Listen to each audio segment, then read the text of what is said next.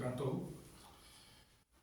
जैसा कि पिछले एपिसोड 10 में हमने एक सवाल पूछा था आप लोगों से कि वो कौन से नबी हैं जो जिनको माँ का तो पता है लेकिन उनके वालिद के बारे में कोई पता नहीं है।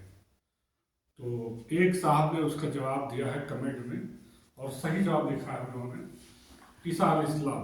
ईसा अलैहिस्सलाम की माँ के बारे में तो जिक्र है लेकिन उनके वालिद के बारे में कहीं जिक्र नहीं मिलता है। तो बहुत सही जवाब उन्होंने लिखा है। और उसके बाद हम फिर शुरुआत करते हैं आज के एपिसोड में। आज का एपिसोड है 11। एपिसोड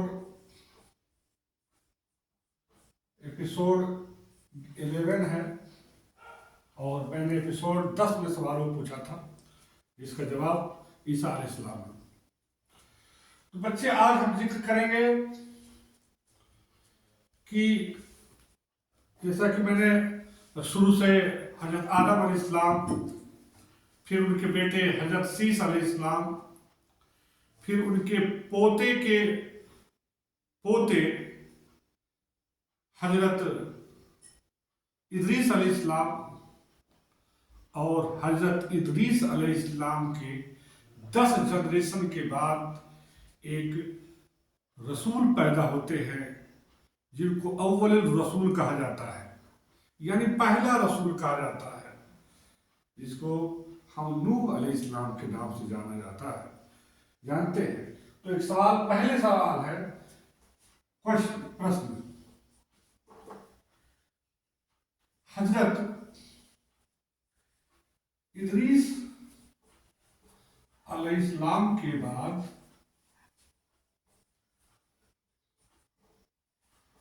कौन से नबी पैदा हुए? उसका जवाब है उत्तर में हजरत नूह अलैहिस्सलाम। हजरत इदरीस अलैहिस्सलाम के बाद हजरत नूह अलैहिस्सलाम पैदा हुए, और कितने दिनों के बाद पैदा हुए?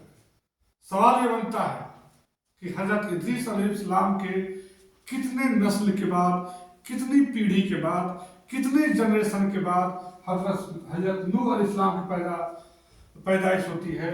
तो फिर एक सवाल बनता है, क्वेश्चन, हजरत इदरीस अलैहिस्सलाम के कितने नस्ल के बाद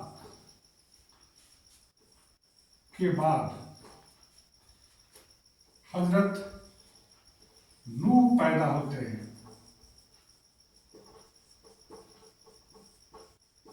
उसका जवाब है 10 नस्ल। किसी किताबों में आता है 10 नस्ल, किसी किताबों में आता है कि 1000 साल यानी 1100 साल बाद हजरत नूह अलैहिस्सलाम की पैदाइश होती है, हजरत इदरीस अलैहिस्सलाम के बाद। फिर हजरत नूह अलैहिस्सलाम को अव्वल रसूल क्यों कहा जाता है? एक सवाल यह है, प्रश्न, किस नबी को अव्वल रसूल, अव्वल मैंने पहला रसूल कहा जाता है? किस नबी को? उसका उत्तर होता है हजरत नूह अलैहिस्सलाम। हजरत नूह अलैहिस्सलाम को अव्वल रसूल कहा जाता है। मैं आपको बता दूं अव्वल रसूल क्यों कहा जाता है। क्योंकि हजरत नूह अलैहिस्सलाम से पहले ही बुत परस्ती, गैरुल्लाह की इबादत शुरू हो गई थी। इसलिए अल्लाह ताला ने हजरत नूह अलैहिस्सलाम को मबूस बना करके इस दुनिया में, इस जमीन पर भेजा। इसलिए पहला, यानी काफिरों के खिलाफ उनको सही राह दिखाने के लिए अल्लाह ताला ने हजरत नूह अलैहिस्सलाम की शक्ल में पहला रसूल भेजा, इसलिए हम इनको अव्वल रसूल के नाम से भी जानते हैं। बच्चों, रसूल और नबी में फर्क होता है।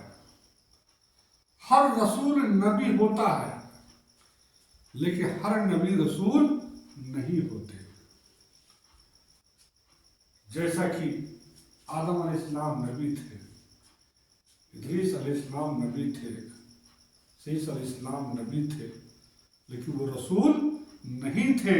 रसूल, पहला रसूल हजरत नूह अलैहिस्सलाम, जिसको अल्लाह ताला ने इस जमीन पर बुत परस्ती, गैरुल्लाह की हो रही इबादतों से रोकने के लिए दुनिया में अल्लाह ने भेजा।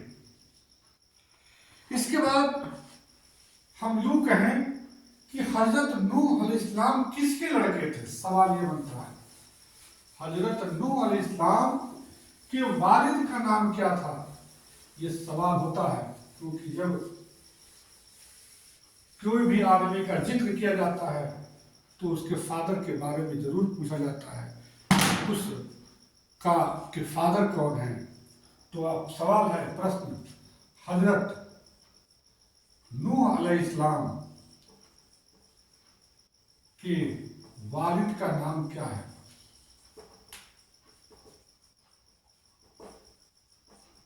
क्या है सवाल? इसका उत्तर होता है, हजरत नूह अलैहिस्सलाम के वालिद का नाम लमक है। हजरत नूह अलैहिस्सलाम के वालिद का नाम लमक है। लमक है। सवाल है, हजरत नूह अलैहिस्सलाम सबसे ज्यादा अल्लाह ताला ने किसी को उम्र दिया? सबसे ज्यादा। एक सवाल है, बहुत इंपॉर्टेंट सवाल है कि नबी तो बहुत से आए इस दुनिया में, अल्लाह ताला ने भेजा, रसूल भी आए, लेकिन सबसे ज्यादा उम्र किसको अल्लाह ने दिया? सवाल यह होता है। प्रश्न, किस नबी को अल्लाह ने सबसे ज्यादा उम्र बख्शा? किसको सबसे ज्यादा उम्र दिया? वो हजरत नूह अलैहिस्सलाम, जिनको अल्लाह ताला ने 16 साल की उम्र दिया। हजरत नूह अलैहिस्सलाम को 1600 साल की उम्र, सबसे लंबी उम्र हजरत नूह अलैहिस्सलाम को मिला था। हजरत आदम अलैहिस्सलाम को तो 1000 की उम्र मिला था, लेकिन इनको 1600 साल मिला। अब फिर एक सवाल ये उठता है कि हजरत नूह अलैहिस्सलाम को 1600 साल मिला, इन्होंने तबलीग कितने साल की? यानी अल्लाह ताला की वहदानियत, अल्लाह ताला की दीन, उनके सही रास्ते पर चलने का जो दावत दिया, उन्होंने कितने दिन की दिया? कितने दिनों, कितने साल तक उन्होंने तबलीग किया? प्रश्न ये बनता है कि इतना ज्यादा उम्र अगर उन्होंने दिया अल्लाह ताला ने, तो इन्होंने तबलीग कितना किया? तो हजरत नूह अलैहिस्सलाम कितने साल आपने तबलीग किया? तबलीग का मतलब होता है अल्लाह की बातों को बताना, लोगों तक पहुंचाना, दीन हक को फैलाना, तबलीग कहा जाता है। तो हजरत नूह अलैहिस्सलाम कितने साल तबलीग की? तो इसका जवाब होता है, उत्तर है 950 साल। 950 साल हजरत नूह अलैहिस्सलाम ने तबलीग किया। अच्छा, एक सवाल ये होता है कि कहा जाता है कि हजरत नूह अलैहिस्सलाम इदरीस अलैहिस्सलाम के 10 पीढ़ी के बाद आए, 10 जनरेशन के बाद आए। उस सब के सब मुसलमान थे, शुरू में सभी लोग मुसलमान थे। तो फिर बस बुत परस्ती शुरुआत की कैसे हुई, कैसे लोग बुतों को पूजने लगे, कैसे लोग गैरुल्लाह को पूजने लगे, इसकी जो है कहानी में मुख्तसर मैं आपको बता देना चाहता हूं। बच्चों, कोई जरूरी नहीं कि जो मैं सवाल लिखवाता हूं मैं उसी से सवाल पूछूंगा। बहुत सारी बातें मैं अपनी जो है जुबान से आप तक पहुंचाने की कोशिश करता हूं, अपनी बात आप तक पहुंचाने की कोशिश करता हूं। उन बातों में से कुछ ऐसे सवाल उठ जाते हैं और बन जाते हैं जो आपको पूछे जा सकते हैं। इसलिए बच्चों, जरूरी नहीं कि जो एक क्वेश्चन लिखा जा रहा है इसी क्वेश्चन से ही आपसे सवाल पूछा जाए। जो बीच बीच में मैं कुछ बातें भी बताता रहता हूं उससे भी सवाल बनते रहते हैं और उससे भी सवाल पूछे जा सकते हैं। जैसे कि मैं अभी भी आपको उस के बारे में जिक्र करने जा रहा हूं जिसमें ये बुत परस्ती की शुरुआत कैसे हुई और सबसे पहला बुत कौन था, सबसे पहले जो है किसको बुत माना गया। तो इसके बारे में मैं आपको बता दूं कि हर जमाने में आम पब्लिक से अच्छे कुछ नेक लोग हुआ करते हैं, अच्छे बुजुर्ग हुआ करते हैं जिनको हम लोग औलिया कराम से नाम जानते हैं, जो अल्लाह के दोस्त होते हैं, दीनदारी में लगे रहते हैं, उनसे दुनिया से कोई मतलब नहीं होती है, वो अल्लाह के एक अच्छे और नेक इंसान हुआ करते हैं। उस जमाने में भी नूह अलैहिस्सलाम से पहले भी ऐसा ही हुआ कि कुछ लोग अल्लाह के अच्छे बंदे थे। तो जब वो लोग अच्छे बंदे थे तो कुछ उन लोगों को अकीदत रखने वाले लोग हुआ करते थे, उनके साथ बैठने वाले लोग हुआ करते थे, उनको जो है अपना रहनुमा माना करते थे, अपना मार्गदर्शक माना करते थे, क्योंकि वो लोग अच्छे लोग थे। जिसका उन लोगों का जिक्र भी किताबों में आया हुआ है। जैसे एक नाम है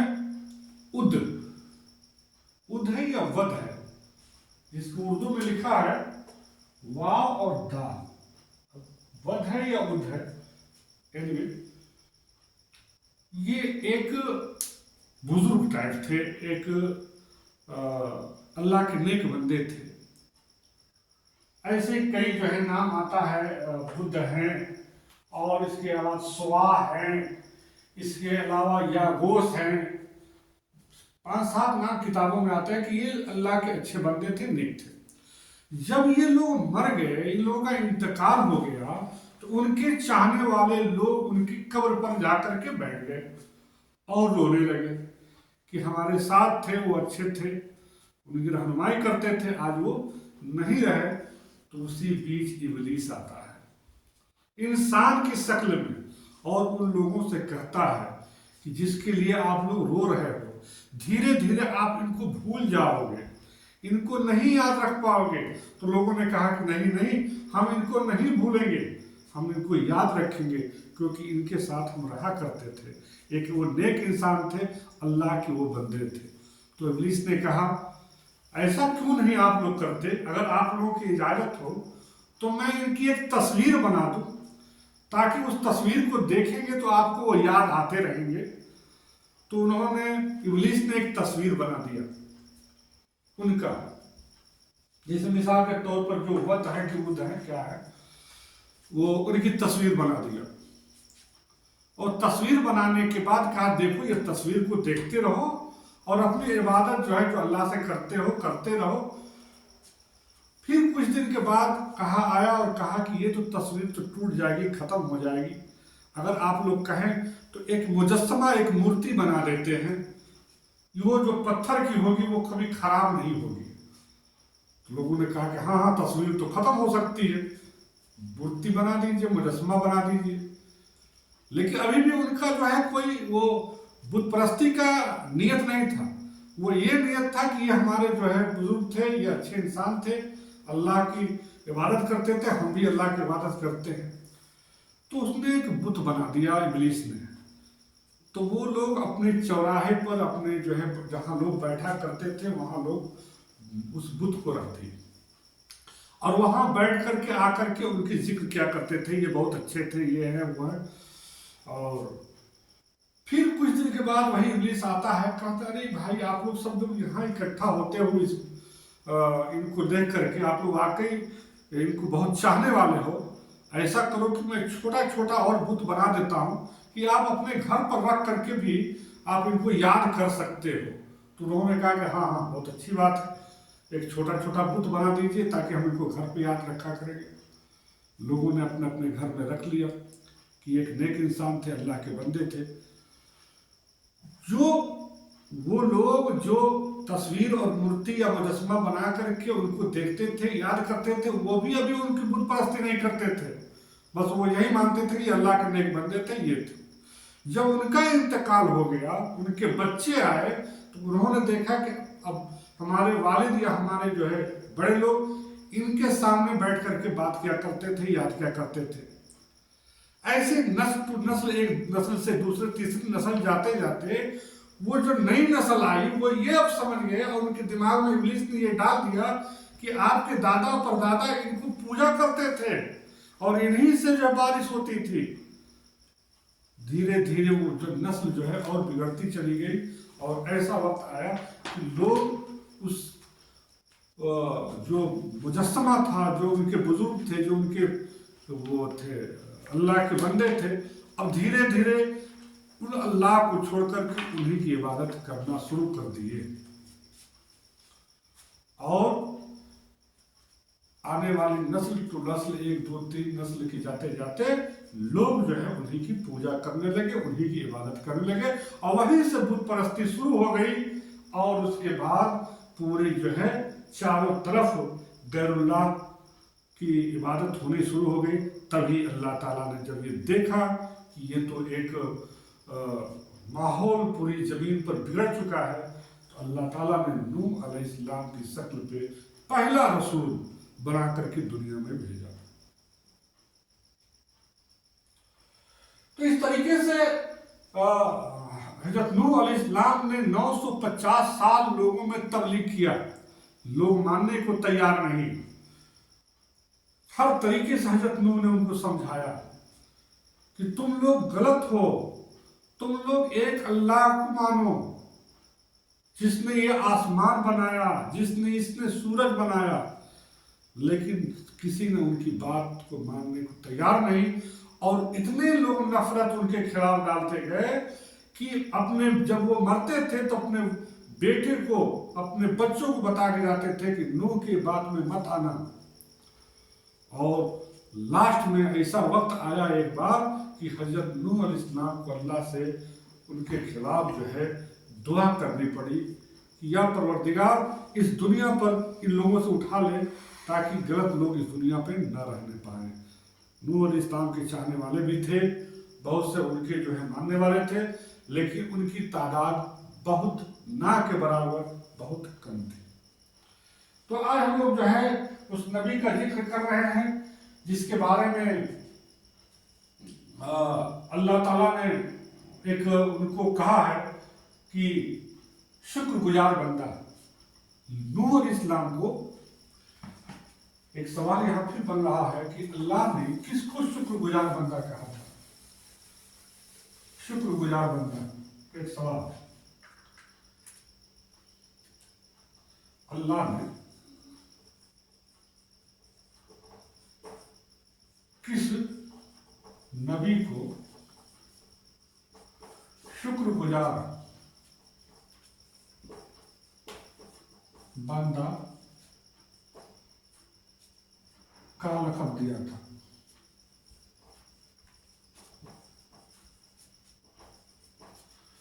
वो जवाब है हजरत नूह अलैहिस्सलाम। हजरत नूह अलैहिस्सलाम को अल्लाह ताला ने शुक्रगुजार बंदे का लक़ब दिया था।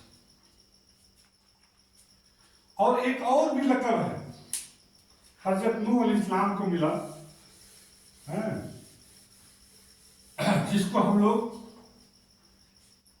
शेखुल अंबिया कहते हैं। शेखुल अंबिया। एक और सवाल आता है, शेखुल अंबिया किसको कहा जाता है? शेखुल अंबिया किस नबी को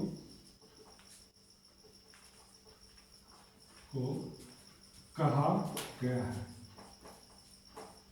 इसका भी आंसर वही आता है, हजरत नूह अलैहिस्सलाम को। हजरत नूह अलैहिस्सलाम को शेखुल अंबिया से जाना जाता है। हजरत नूह अलैहिस्सलाम के बारे में हमने पिछले शायद 5, 6, 7 एपिसोड में कुछ बताया भी था, जिसके बारे में अल्लाह ताला ने कहा था कि आप एक नाव बनाओ, जिस नाव को बनाने में हजरत जिब्रील की जो है मदद थी। उसकी लंबाई चौड़ाई में मैंने पिछले एपिसोड में बताया भी हूँ कि वो नाव बनी थी। नाव कितनी लंबी चौड़ी थी और नाव में कौन कौन लोग सवार हुए थे, और उसी में हजरत नूह अलैहिस्सलाम का एक बेटा जो काफिर था उस तूफान नूह में गर्क हो गया था, जबकि उन्होंने कहा था कि आ जाओ हमारी कश्ती में। दुनिया में हजरत तूफान नूह के बाद दुनिया में कोई चीज बची नहीं थी, सारी चीजें खत्म हो गई थी। सिर्फ बचे थे वही लोग जो हजरत नूह अलैहिस्सलाम के कश्ती पर सवार थे, और एक बुढ़िया बची थी, जो बुढ़िया हजरत नूह अलैहिस्सलाम से कही थी कि हमको भी लेके जाइएगा, अपनी कश्ती पर सवार कर लीजिएगा। लेकिन वो किसी वजह से वो कश्ती पर सवार नहीं हो पाई, और तूफान नूह आया और आके चला भी गया।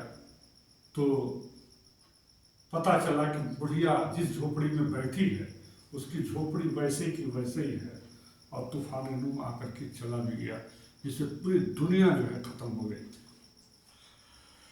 तो एक सवाल ये बनता है कि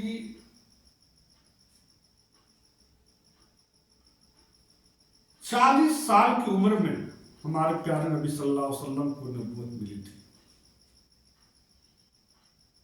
और हजरत नूह अलैहिस्सलाम को भी नबूवत 40 साल पे ही मिली थी। तो ये भी एक प्रश्न बनता है कि हजरत नूह अलैहिस्सलाम को नबूवत कितने वर्ष या कितने साल में मिली थी? जैसे कि हमारे नबी को भी 40 साल मिली थी, इसका आंसर है 40 साल। 40 साल में हमारे प्यारे नबी को भी 40 साल में नबूवत मिली थी, और हजरत नूह अलैहिस्सलाम को भी 40 साल में ही नबूवत मिली थी। तो बच्चों ये है कि ये हम आज हजरत नूह अलैहिस्सलाम की कुछ बारे में कुछ जानकारी आप लोगों तक पहुंचाने की कोशिश कर रहा हूं, जिसमें अभी मैं जिक्र किया वक्त के बारे में एक सवाल उठता है, यहाँ पे प्रश्न बनता है कि प्रश्न किस की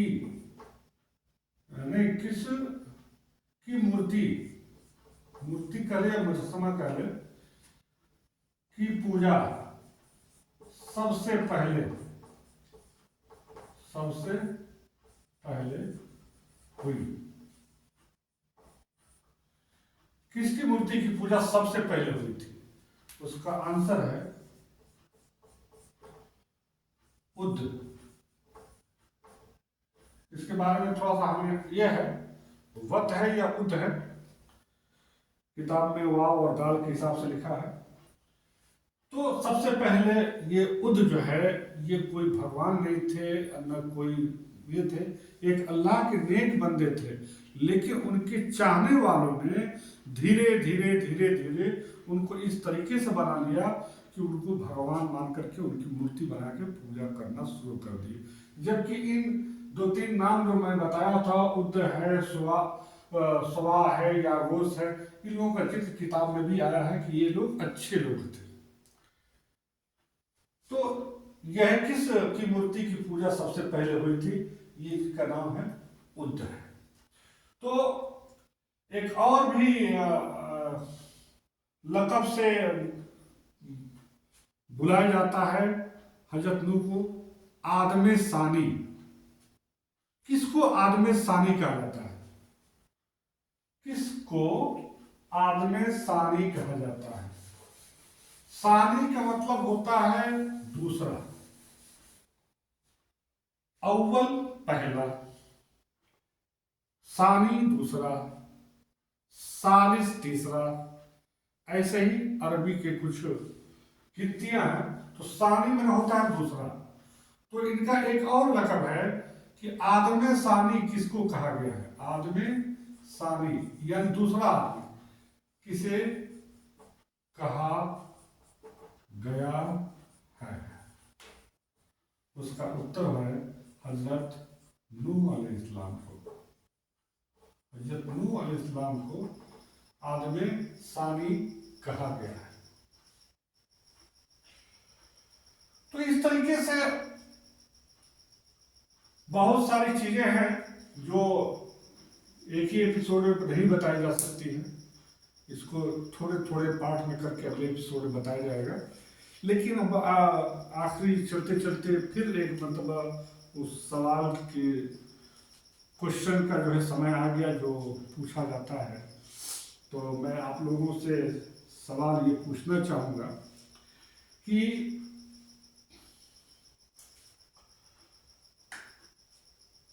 कौन ऐसे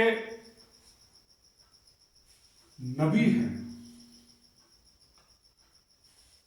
कौन ऐसे नबी हैं जिनको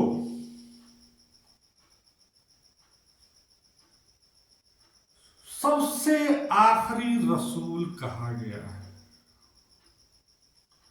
बहुत ये सवाल इंपॉर्टेंट है।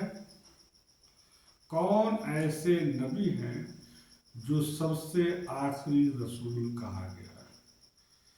अगर आपको जानकारी है तो कमेंट्स में ज़रूर लिखिए। अगर नहीं पता है तो अगले एपिसोड में, जब एपिसोड 12 पे मैं आऊँगा तो उसका जवाब बताऊँगा। और ये बहुत आम है और बहुत मशहूर है। ये तो मेरे ख्याल से आप सभी लोगों को पता ही होना चाहिए कि वो 9 कौन से नबी हैं जो सबसे आखिरी रसूल हैं। सबसे अव्वल रसूल के बारे में तो आज जिक्र हो गया कि नूह अलैहिस्सलाम अव्वल रसूल हैं। तो सबसे आखिरी रसूल किस नबी को कहा जाता है? इसके साथ मैं आपसे जुदा हो रहा हूँ और मैं आपसे एक विनती करूँगा, गुजारिश करूँगा, इस दीनियात के क्लास को ज़्यादा से ज़्यादा तक लोगों को पहुँचाने का काम करें। इसको शेयर करें और जो लोग सब्सक्राइब नहीं किए हैं सब्सक्राइब करें। खुदा हाफिज़।